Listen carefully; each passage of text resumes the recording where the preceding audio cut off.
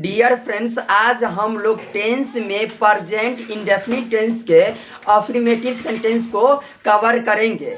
अगर आपको इस टॉपिक में पकड़ आ जाएगा तो आप समझ लीजिए कि स्पोकन इंग्लिश से ग्रामेटिकल इंग्लिश तक आपको 20% का सहयोग मिल जाएगा। आप कोई भी सेंटेंस बोलते हैं ना तो वो कहीं ना कहीं टेंस के अंतर्गत ही आता है। टेंस का डिफिनेशन जानेंगे। Tense is the study of the forms of the verbs, मतलब क्रिया के विभिन्न रूपों के अध्ययन को काल कहते हैं। अगर एग्जाम्पल देख लिया जाए तो यहाँ पे हो जाएगा R K Raj is buying a car next year. इसका मतलब होता है आर के राज अगले साल एक कार खरीद रहे हैं। बात रह गया कि ये कौन सा टेंस है, तो ये आ जाएगा प्रेजेंट कंटिन्यूअस टेंस में कि अफर्मेटिव सेंटेंस। ऐसा इसलिए कि इसको अगर हिंदी में लिखते हैं कि आर के राज अगले साल एक कार खरीद रहे हैं, तो जिस हिंदी क्रिया के अंत में रहे हैं इत्यादि रहता है तो उसे प्रेजेंट कंटिन्यूअस टेंस के वाक्य कहा जाता है। उसके बाद ट्रेडिशनल ग्रामर के अनुसार टेंस 3 प्रकार के होते हैं। फर्स्ट हो जाएगा प्रेजेंट टेंस, इसका हिंदी होता है वर्तमान काल। सेकेंड हो जाएगा पास्ट टेंस, इसका हिंदी होता है भूतकाल। और फ्यूचर टेंस का हिंदी होता है भविष्य काल। तो पहले जानेंगे प्रेजेंट टेंस का डिफिनेशन। तो the present tense signals an action that is currently going हो जाएगा ऑन और हैबिचुअली परफॉर्म्ड।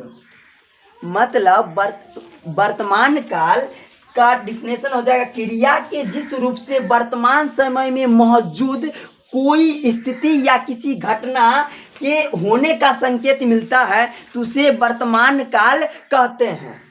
जैसे में वह पसंद करती है, यहाँ पे वह पसंद करती है तो वो अभी के बारे में बात किया जा रहा है। जैसे इसका अगर ट्रांसलेशन बनाएंगे तो वह का हो जाए वह, तो वह का ही और सी दोनों होता है। लेकिन इसको पूरे कंप्लीट सेंटेंस पढ़ेंगे तब पता चलेगा कि यह मादा के लिए है या नर के लिए है। कहने का मतलब पुरुष के लिए है या महिला के लिए है। तो वह पसंद करती है मतलब ये स्त्री के लिए है, तो वह का हो जाएगा सी। और उसके बाद यहाँ पे ती है, मतलब जिस हिंदी वाक्य के अंत में ती है इत्यादि रहता है उसे प्रेजेंट इंडेफिनिट टेंस का वाक्य कहा जाता है। और उसका स्ट्रक्चर होता है सब्जेक्ट प्लस V1 या V5 प्लस ऑब्जेक्ट। इस पे ढेर सारा एग्जाम्पल हम लोग बनाएंगे।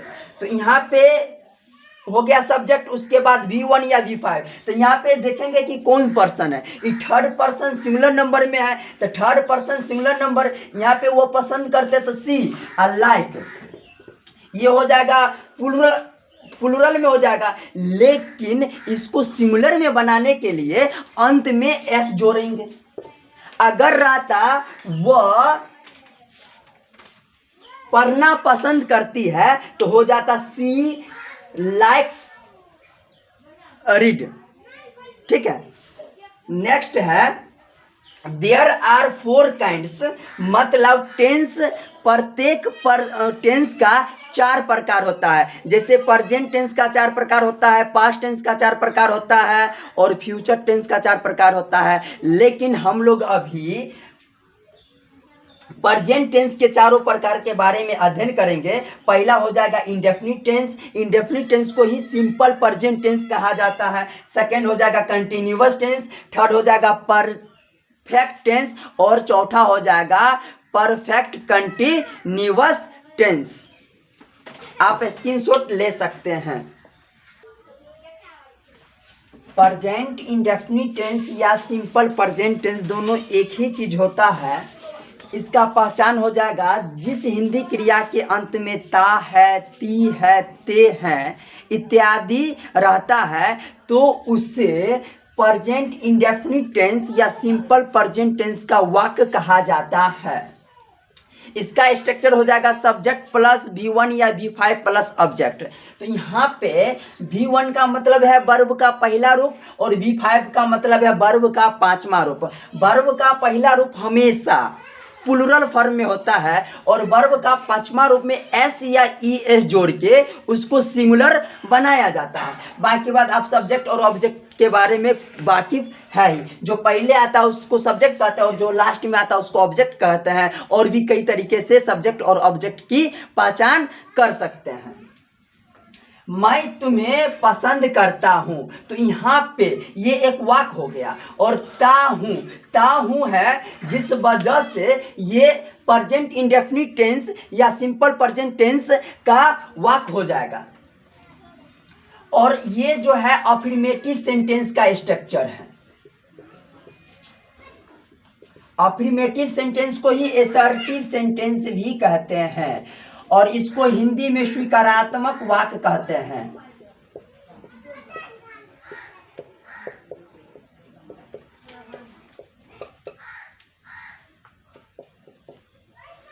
क्योंकि यहाँ पे मैं तुम्हें पसंद करता हूं है मतलब एक स्वीकारात्मक वाक्य है। तो यहाँ पे हो जाएगा सब्जेक्ट हो जाएगा मैं, तो मैं का हो जाएगा आई।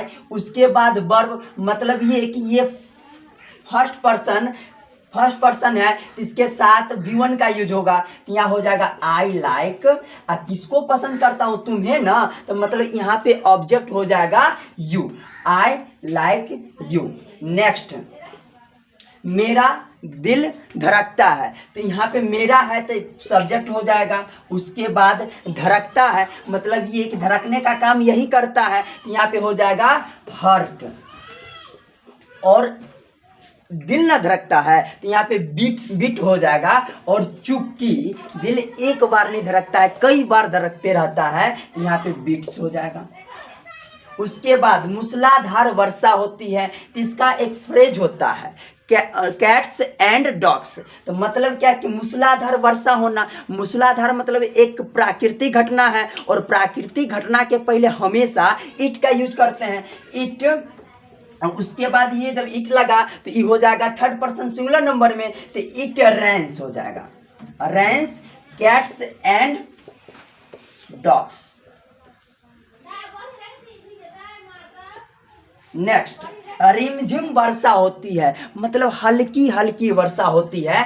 ये भी एक प्राकृतिक घटना हो गई, क्योंकि वर्षा रिमझिम होना या मूसलाधार होना हम लोग की बस की बात है नहीं। तो यहाँ पे इट हो जाएगा। उसके बाद वर्षा होना का ना ड्रिजल्स होता है, ड्रिजल्स होता है।